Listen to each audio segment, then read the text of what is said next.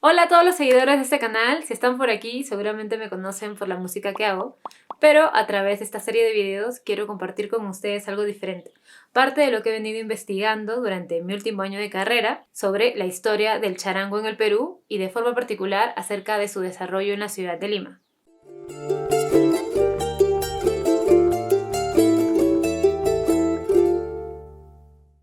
La idea es compartirles por aquí la información que me parece más interesante para que no solamente se quede esta en mi trabajo de tesis, porque la verdad es que muy poca gente termina leyéndolo, sino que muchas más personas conozcan acerca de este instrumento y no solo sobre el charango, sino sobre la música del Perú y sobre su historia. ¿Cómo llegó el charango a ser lo que es hoy en día? El charango que conocemos hoy en día, el que es reconocido internacionalmente, que es patrimonio nacional, que ha sonado en los Panamericanos, definitivamente no es el mismo ni simbólica ni materialmente que el que sonaba hace 100 o 50 años. Una pregunta recurrente que suele hacerse cuando hablamos del charango es ¿de dónde viene? ¿De qué instrumento evoluciona? ¿Y desde qué lugar se inicia su desarrollo? Pues aquí debo decir que no hay una sola respuesta, hay diversas versiones sobre el tema. Hay quienes sostienen que el charango evoluciona de la vihuela de mano, un instrumento de cuerda que se tocaba durante la colonia y que tiene las cuerdas parecidas a las del charango, o sea, 2 cuerdas por cada orden. Pero hay otros que sostienen que también pudo haber evolucionado del timple canario, una guitarrilla de las Islas Canarias, que también tiene un origen colonial. En cuanto al lugar donde este fue creado o desde donde se difundió, hay hipótesis que sostienen su origen altiplánico boliviano, ya que existen representaciones del instrumento en la arquitectura en Potosí y también en Puno. También hay quienes sostienen su origen ayacuchano y hay quienes sostienen su origen cusqueño, ya que Cusco fue un punto importante de encuentro del mundo hispano e indígena. Aquí debo decir y compartir lo que menciona el investigador Julio Mendívil, que es uno de los más importantes sobre el tema. Él dice que este interés por determinar el origen y por saber de qué instrumento evolucionó responde más a un paradigma positivista de la historia. ¿Qué significa esto? Una visión de la historia interesada en determinar los hechos tal como ocurrieron, en determinar la verdad. Pero esta visión de la historia es una visión que ha ido abandonándose a partir de los años 60 del siglo pasado, más o menos, para dar paso a una visión más posmoderna. Retomando entonces lo que dice Mendívil, tenemos que aceptar esta pluralidad de visiones acerca del origen del charango para darle paso también a otras perspectivas. En este espacio entonces nos interesa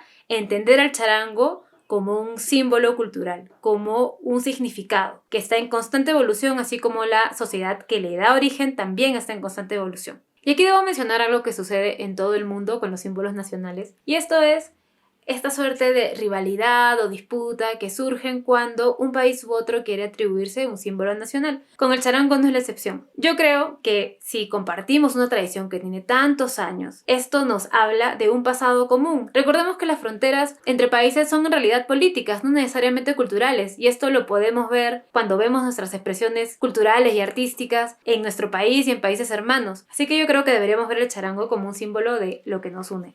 En resumen, lo real es que el charango es un instrumento mestizo. Esto es un instrumento que nace de una mezcla. Si bien tiene un origen europeo, ya que es un instrumento de cuerdas, y sabemos que en el mundo prehispánico no existieron instrumentos de cuerdas, este fue adoptado y desarrollado por el mundo indígena campesino de los Andes y del altiplano, y terminó convirtiéndose en un instrumento muy importante de su música, de sus expresiones culturales, de sus ritos y por lo tanto de su identidad, al punto que hoy cuando pensamos en charango pensamos en los Andes, pensamos en el altiplano, incluso pensamos en Latinoamérica. En cuanto al Perú, si revisamos el libro Mapa de los Instrumentos Musicales Populares del Perú, publicado en 1978 por el entonces Instituto Nacional de Cultura, vemos que se enumeran 11 variantes de charango solo en el Perú. Una de estas variantes de 10 cuerdas, de 5 órdenes de 2 cuerdas cada uno, es el charango que popularmente conocemos hoy en día como charango peruano, un charango de caja y no de quirquincho, cuyo origen sería la ciudad de Ayacucho.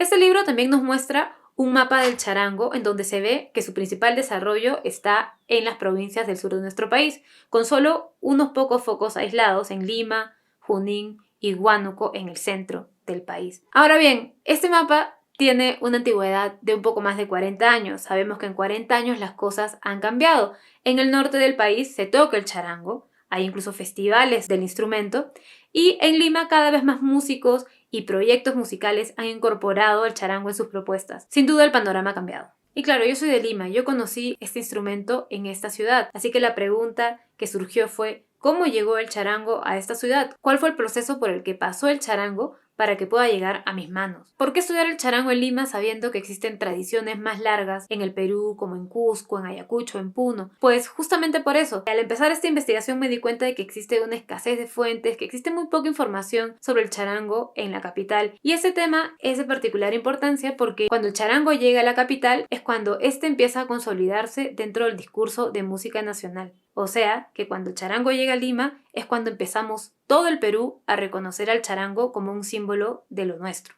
Entonces, para empezar a responder a la pregunta de cuándo y cómo llega el charango a la capital, pues una primera respuesta que se suele ensayar sobre el tema es que el charango llega a Lima alrededor de los años 50, que es cuando sucede en el Perú un fuerte movimiento migratorio del campo a la ciudad y de forma particular a la ciudad de Lima, la capital. Evidencia de esto sería que en 1956 se edita lo que probablemente es el primer disco de música regional con el charango como instrumento protagónico, y este es el disco de La Lira Pausina con el charango de Jaime Guardia, uno de los representantes más importantes del charango peruano. Pero existe evidencia de que el charango estuvo en Lima antes de los años 50. Hay 2 apariciones del charango en la prensa limeña durante la década de los años 20, en el año 1923 y 1928. Esto nos abre preguntas sobre cuál fue realmente la situación del charango en Lima antes de los años 50. ¿Cuál fue su situación en esta ciudad? ¿Estaba invisibilizado? ¿Dónde se tocaba? ¿Existió una tradición del charango en Lima antes de los 50? Se abren muchas preguntas a raíz de esto. Pero sobre este tema vamos a hablar mejor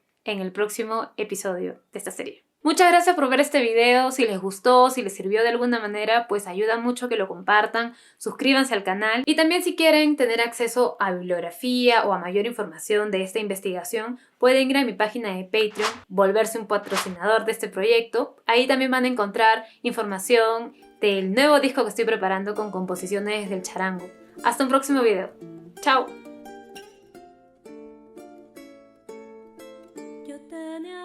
Hola a todos los seguidores. Yeah. Si bien lo que nos interesa, si bien vamos a...